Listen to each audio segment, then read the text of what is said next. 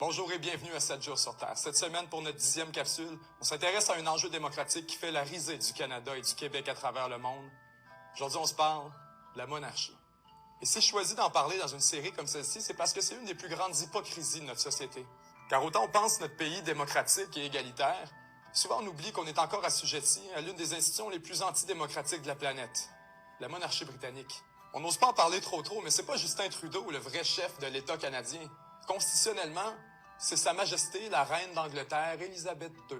Et ça dépasse de loin nos billets de banque puis nos 25 cents. C'est littéralement une question de légitimité politique. Au moment où on se parle, tous les députés de l'Assemblée nationale doivent prêter serment d'allégeance à la Reine d'Angleterre, sans quoi ils n'ont pas le droit de siéger.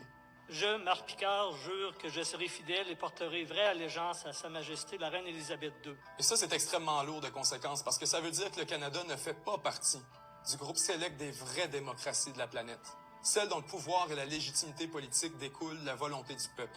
Et quand on s'attarde et on réfléchit à la raison de tout ça, on se rend compte que c'est complètement absurde. Je vous dis, pensez-y avec moi, pourquoi on fait ça? On le fait parce que les Anglais ont conquéri la Nouvelle-France et qu'ils ont voulu imposer leur volonté sur notre système politique. Pour s'assurer qu'on ne revire pas de bord, il fallait prêter allégeance à la Reine d'Angleterre. Mais en 2018, alors qu'on se prétend être un pays démocratique et égalitaire, c'est rien de moins qu'une aberration totale.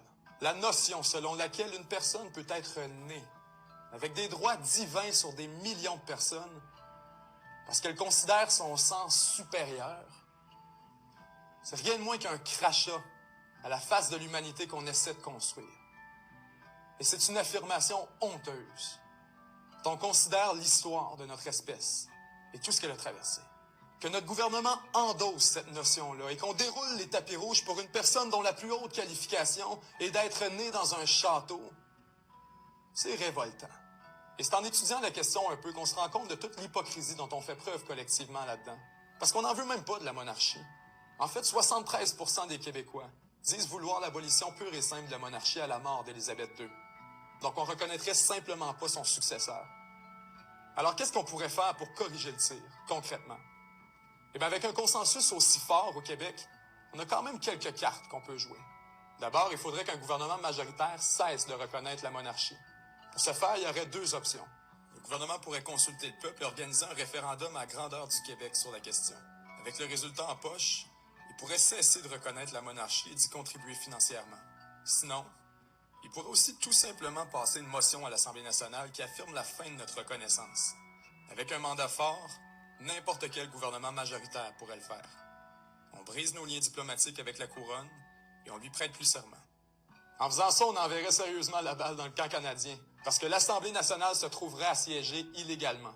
On serait en contradiction directe avec la Constitution canadienne, et toutes les lois qui sont émises par l'Assemblée pourraient être nullifiées devant une cour de justice. Ce serait rien de moins qu'une grave crise constitutionnelle qui brasserait le pouvoir pour les décennies à venir. Donc faisons l'exercice de penser ensemble. Qu'est-ce que le fédéral ferait vraiment? Qu'est-ce que Londres ferait? Soyons honnêtes, là. Rien pantoute. Ottawa n'enverra pas l'armée canadienne dans les rues de Québec pour forcer les méchants Québécois à se mettre à genoux devant la reine d'Angleterre. Même qu'elle-même a déjà dit qu'elle reconnaissait le droit des peuples à décider de leur ordre politique. Des 54 pays monarchiques, il en reste 15. Donc la seule chose qui nous sépare de la vraie République et de la libération, c'est une constitution canadienne rapatriée contre notre volonté lors de la nuit des longs couteaux qu'aucun premier ministre québécois n'a jamais accepté de signer. Une constitution cadenassée contre nos intérêts qu'on n'est en aucune façon forcé de reconnaître. Par sa position singulière, le Québec a la chance de mener un combat épique pour les principes démocratiques les plus élémentaires de nos sociétés. Il n'y a rien qui nous retient. Prenez par exemple le Conseil législatif du Québec. C'est une espèce de Sénat inutile qui nous avait été imposé par la couronne à l'époque. En 1968, le gouvernement de Jean Lesage l'a simplement aboli. Et Londres a reconnu le droit du Québec de décider de sa constitution interne. Cette fois-ci, poussons le principe. Si on a la chance de s'affranchir d'une monarchie dont on ne veut pas, eh bien non seulement ce serait un grand pas en avant pour lequel le Canada va nous remercier un jour, mais ce serait aussi un grave manquement à nos responsabilités que de continuer à se mettre la tête dans le sable. En Australie, toutes les références à la reine ont été éliminées de la sermentation des élus. Il est le temps que le Québec emboîte le pas. Si vous êtes d'accord, partagez cette vidéo avec vos amis pour que plus de gens puissent se rallier à la cause. En attendant, c'était Benjamin Tremblay. On se revoit la semaine prochaine.